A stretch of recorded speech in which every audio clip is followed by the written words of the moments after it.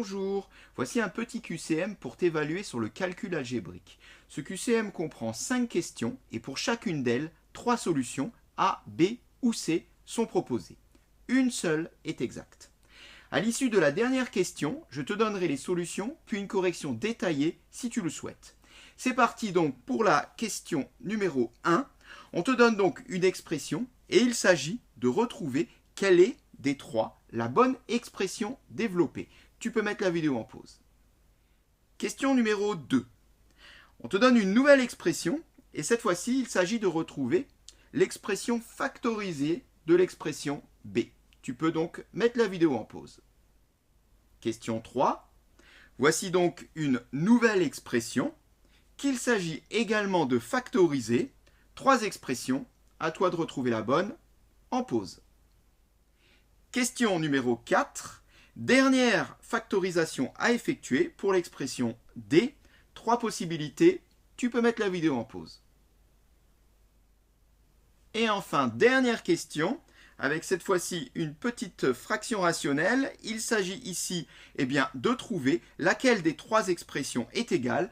Tout cela en mettant au même dénominateur les 2 termes de l'expression de départ. Tu peux mettre la vidéo en pause. Voici les solutions à notre QCM. Pour avoir une correction détaillée de chaque question, il te suffit d'accéder au temps qui est indiqué dans la vidéo à droite de l'écran et tu pourras donc comprendre si jamais tu as commis une erreur. C'est parti, correction de la question 1. Alors on va essayer de comprendre pourquoi il fallait répondre B. Et bien pour cela, on va développer. Alors tu as peut-être répondu A.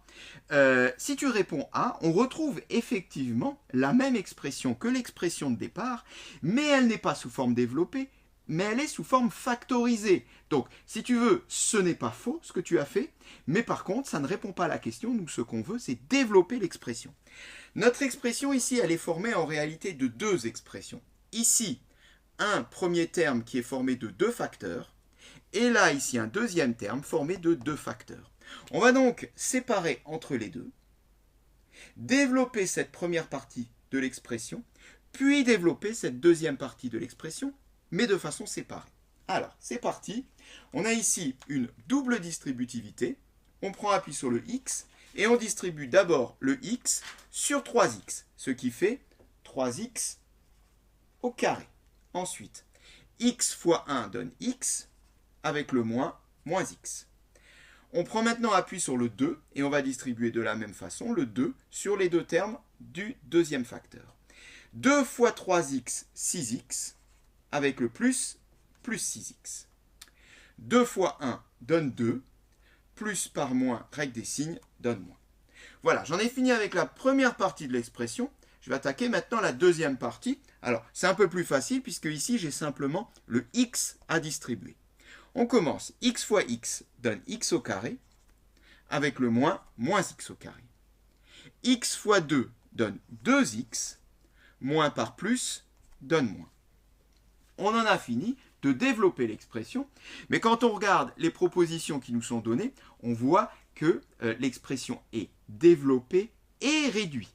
Donc, on va être amené ici à réduire encore cette expression en regroupant les termes d'une même famille. Ici, par exemple, j'ai 3x au carré moins 2x au carré. 3 moins 1, 2, ça fait donc 2x au carré. Au niveau des x, j'ai ce terme et ce terme. Alors, j'ai moins 1 plus 6, ça fait 5. 5 moins 2, 3. Plus 3x. Et enfin, pour les nombres, j'ai juste le moins 2 ici qui est à recopier. Résultat, 2x au carré plus 3x moins 2, on retrouve bien l'expression B qui était solution donc, de cette première question. Ici, la solution était donc le C. Alors déjà, on peut éliminer le B, car pour les mêmes raisons que tout à l'heure, enfin plutôt, j'ai envie de dire pour les raisons inverses de tout à l'heure, ici on demande de factoriser. Donc on veut comme solution une expression qui soit en facteur. Or, quand on regarde l'expression B, 14x au carré moins 3x moins 2, c'est une expression développée.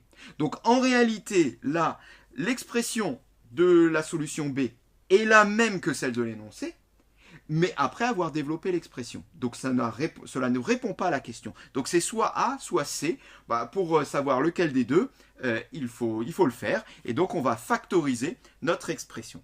Alors ici, c'est une factorisation à l'aide d'un facteur commun. On reconnaît ici un facteur commun dans les deux termes, 2x moins 1, 2x moins 1. Bien, qu'est-ce que je vais faire? Je vais prendre ce facteur commun, je vais l'extraire de mon expression et le mettre devant. Ça donne quoi? Ça donne 2x moins 1 et je le mets en facteur. Je le mets en facteur. En facteur de quoi? Eh bien, en facteur de cette expression-là, sans les 2x moins 1 qui sont passés devant. C'est du recopiage. Ça fait donc 6x plus 3 moins 1 moins x. On retrouve ici la même construction que l'expression de départ, sans le facteur 2x moins 1 qui a été factorisé. Continuons. Maintenant, il faudrait réduire ici le deuxième facteur. Alors ici, j'ai un premier couple de parenthèses qui ne sert à rien puisqu'il n'y a rien devant, donc je peux tout simplement le supprimer. Ici, j'ai un deuxième couple de parenthèses. Alors attention, j'ai un moins qui est en facteur ici, donc ça va donner moins 1 plus x, car il faut distribuer le moins qui est devant la parenthèse à chacun des termes dans la parenthèse. Donc si tu as trouvé l'expression A, c'est peut-être que tu as commis cette erreur. Reste maintenant à réduire. Bien, on va réduire. Ça fait donc 2x moins 1 facteur. 6x plus x, ça fait 7x. Plus 3 moins 1, ça fait plus 2. 2x moins 1 facteur de 7x plus 2, c'est bien l'expression C donnée dans l'énoncé. Alors pour la question 3, j'ai recopié l'expression, j'ai un tout petit peu modifié le premier terme. Dans l'énoncé, on nous dit 3x plus 5 au carré. Moi, j'ai écrit 3x plus 5 facteur de 3x plus 5. Ce qui revient au même, puisque quand il y a un carré, ça veut dire que le nombre est multiplié par lui-même. C'est bien ce que j'ai fait là. Pourquoi j'ai fait ça? Pour simplifier la vision de la factorisation. Parce que maintenant, je vois ici mon facteur commun, 3x plus 5, que je retrouve dans chacun des deux termes, que je vais pouvoir extraire, et je ferai, comme dans la question 2, ensuite dans le deuxième terme, je recopierai ce qui reste. Allons-y. Ça nous donne donc, je factorise par 3x plus 5, que je sors de l'expression, j'ouvre un nouveau grand couple de parenthèses et je recopie ce qui reste, soit ce qui est en bleu, une fois que le 3x plus 5 a été sorti de l'expression. Voilà, et bien après on fait comme tout à l'heure, on va réduire le deuxième facteur, ce qui donne, ce couple de parenthèses ne sert à rien puisqu'il n'y a rien devant, 3x plus 5, et celui-ci non plus, puisqu'il y a un plus devant. On sait qu'un plus devant une parenthèse n'influe pas sur les signes des termes à l'intérieur de la parenthèse. Donc je peux directement recopier plus 3 moins 2x. Dernière étape, bien, il ne nous reste plus qu'à réduire, soit 3x plus 5, ça ne change pas. 3x moins 2x, ça fait 1x, ou plus simplement x.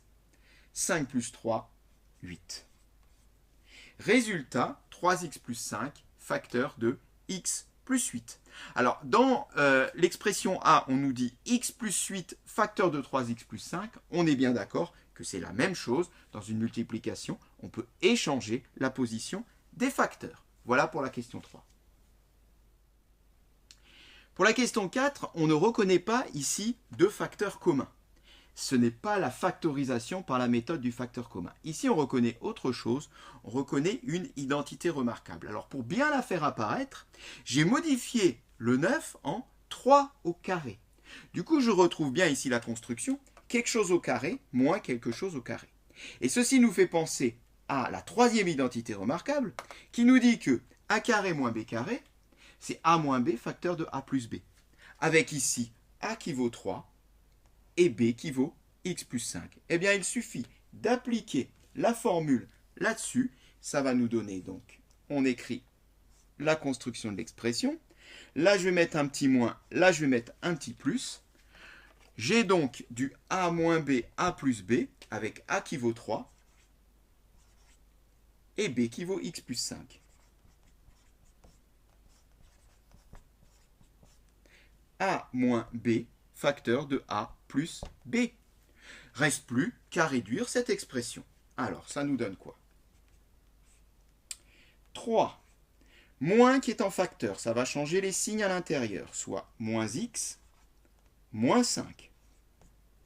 Facteur de 3 plus, un plus, on a dit tout à l'heure, ne change pas les signes, donc 3 plus x plus 5.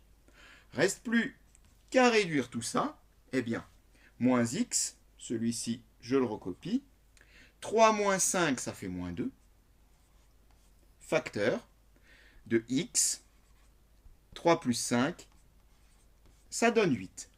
Moins x, moins 2, facteur de x plus 8. Dans l'énoncé où on nous donne x plus 8, facteur de moins x, moins 2, on est bien d'accord que c'est la même chose. Il s'agissait bien de la réponse B. Alors, il se peut que tu aies commis une petite erreur ici et que tu trouves une autre solution en mettant 9 ici. Alors, il faut faire très attention. 3 au carré est égal à 9. Si ici tu mets un 9, ça voudrait dire que là tu aurais 9 au carré, soit 81. Donc il faut bien arriver à chaque fois à modifier l'écriture de départ pour faire apparaître ici les deux carrés et ensuite appliquer l'identité remarquable. Dernière question, donc on nous demande de simplifier l'écriture de 5 moins 2 sur 3x moins 1. On voit que les trois solutions qui nous sont proposées passent toutes par la mise au même dénominateur, c'est-à-dire 3x moins 1. Donc on va être obligé ici de regrouper ces deux termes et de les mettre tous les deux sur 3x moins 1 pour voir quelle est des trois la bonne solution. Alors pour cela, eh bien, ce qu'on va faire, c'est qu'on va multiplier ici le premier terme par 3x moins 1 sur 3x moins 1. Concrètement, ça nous donne quoi? Ça nous donne 5 facteur de 3x moins 1 sur 3x moins 1. Le deuxième terme, je le recopie, 2 sur 3x moins 1. De cette façon-là, en multipliant par 3x moins 1 sur 3x moins 1, qui fait 1, et donc qui nous renverrait bien 5, on obtient là, ici, eh bien, deux fractions qui ont le même dénominateur. Donc si elles ont le même dénominateur, eh bien, qu'est-ce que je peux faire? Je peux tirer un grand trait et mettre le tout sur 3x moins 1 à l'étape suivante. Ce qui donne quoi? Alors, déjà ici, on pourrait développer cette petite expression et distribuer le 5 sur 3x et sur moins 1. Alors, ça fait 5 fois 3x, soit 15x. Et 5 fois 1 qui donne 5, avec le petit moins devant.